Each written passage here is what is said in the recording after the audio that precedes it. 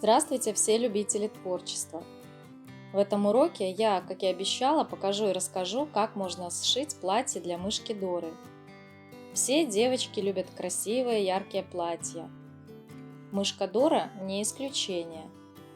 Надо сказать, что ткань для платья может быть разной, но хлопок – это та ткань, которая очень удобна в работе.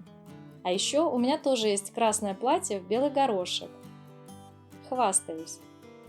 Если вы шьете себе наряды сами, уверена, где-то есть в доме такие обрезки, которые очень жалко выбросить. Поэтому считаю, что они как нельзя кстати подойдут для нарядов игрушкам. Итак, приступаю к изготовлению платья для мышки Доры. Мне понадобится основная ткань, флизелин, атласная ленточка, нитки. Лекало платья вы можете скачать по ссылке под видео.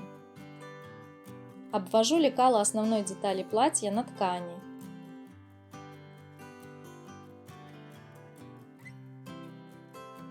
Вырезаю. На лекале платья внизу отмечены надсечки. Перевожу их на лицевую сторону платья. Для этого использую гелевый стержень контрастного цвета. Ткань для проймы предварительно проклеиваю флизелином. Обвожу лекало проймы на проклеенную флизелином ткань.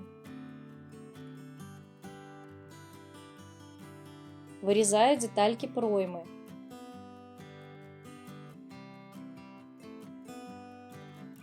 Осталось выкроить фольбану. Это полоска ткани длиной 75 см и шириной 5 см.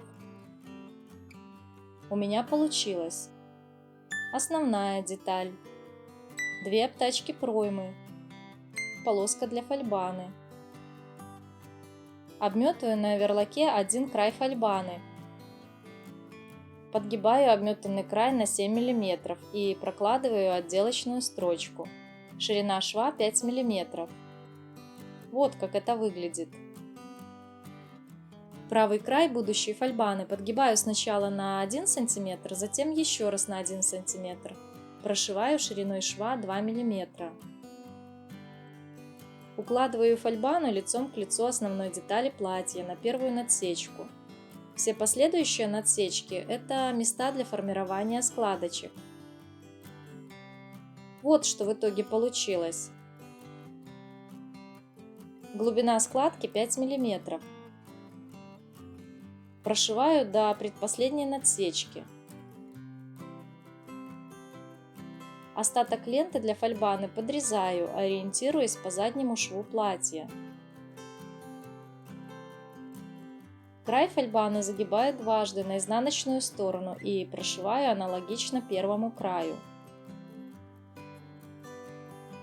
Пришиваю остаток фольбаны к основной детали. Теперь фольбана платья пришита равномерно. Обработка проймы обтачкой. Как вы видите, я не обметывала открытые срезы обтачки проймы. Как показала моя практика, в этом нет необходимости. Укладываю обтачку проймы лицевой стороной к лицевой стороне платьица. Пришиваю обтачку проймы шириной шва 5 мм.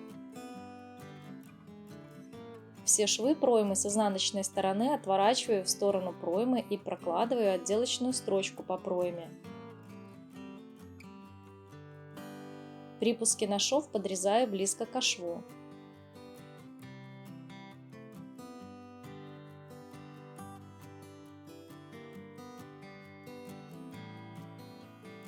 Отгибаю обтачки проймы на изнаночную сторону и заутюживаю.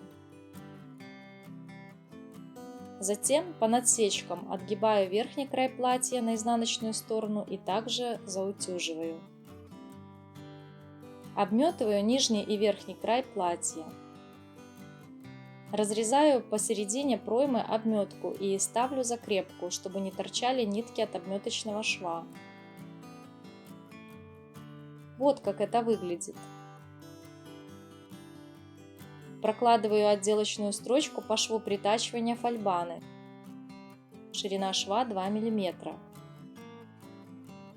Шириной шва 1 см сшиваю центральный шов спинки. Обметываю его. Концы обметочного шва загибаю наизнанку и ставлю закрепки. Заутюживаю центральный шов. Осталось проложить строчку по верху. Ширина шва 1 см.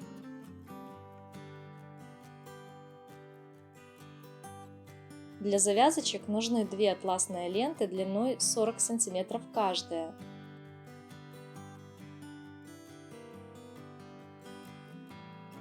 Края ленточки обжигаю зажигалкой.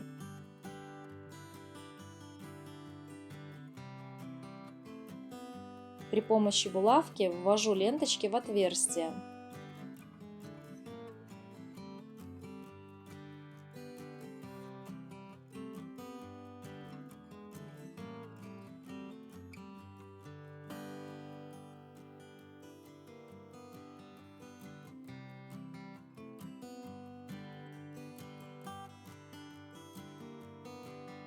Завязываю бантик с одной стороны платья.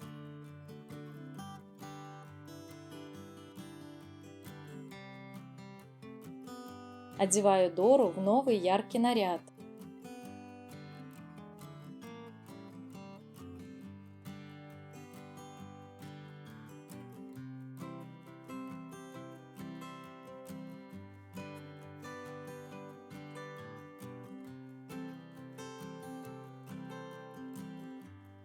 Затягиваю ленточки и завязываю бантик со второй стороны.